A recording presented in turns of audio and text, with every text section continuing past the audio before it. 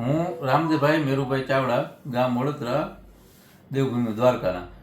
અત્યારે અમે કાઠમાળુમાં, નેપાળના કાઠમાળુમાં સિટીમાં છીએ અત્યારે. આમ જો કે પરિસ્થિતિ બધી આમ સારી છે અત્યારે, કોઈ પોઝિશન એવું ખરાબ નથી, ટૂંકમાં કોઈ એવી કોઈ તકલીફ નથી. પણ અમારે બહાર નીકળવું હોય, કોઈ કઈ જગ્યાએ જવું હોય તો એની કોઈ સેફટી નથી અત્યારે.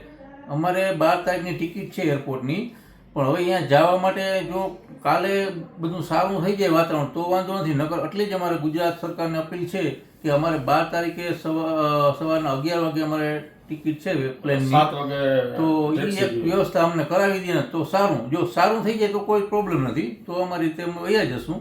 બાકી અત્યારે ઓલું કોઈ અત્યારે અહીંયા કોઈ તકલીફ નથી. અમે હોટલમાં સેફ છીએ અત્યારે, એકદમ સેફ છે. બાકી આમ કોઈ તકલીફ નથી. બાકી બહારના બીજા પ્રોબ્લેમ નહીં, એમ કોઈને જતું અને ઘરના ને કોઈને ઉપાધિ ન કરવાની જરૂર નથી. અને બહાર બીજા જે ફસાયેલા છે આપણા ઇન્ડિયન ગુજરાતી, તો એને કોઈ એવી કોઈ પરિસ્થિતિ નથી. કોઈ ઇન્ડિયનને કોઈ હેરાન કરે એવું કોઈ નથી. હોટલમાં કોઈ તાળફોડ નથી.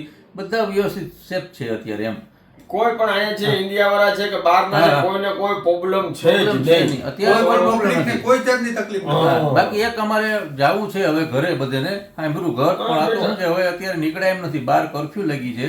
હવે પરમદી અમારે શુક્રવારની 12 તારીખની અમારી ટિકિટ છે એરપોર્ટની.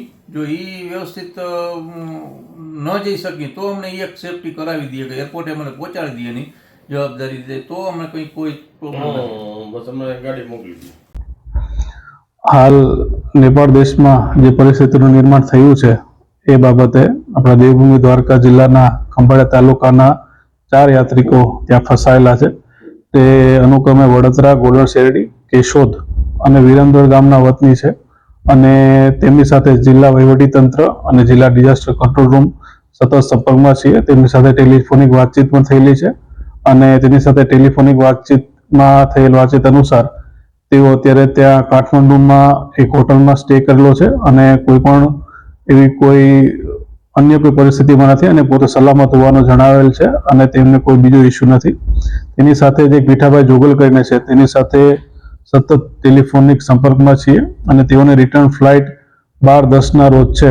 એટલે આ બાબતે સતત તેઓના સંપર્કમાં છીએ અને તેઓને કોઈ પણ વિકટ પરિસ્થિતિમાં જિલ્લા કંટ્રોલ રૂમ, જિલ્લા ડિઝાસ્ટર ઓફિસમાં સંપર્ક કરવા અને સાવચેત રહેવા જણાવવામાં આવેલ છે.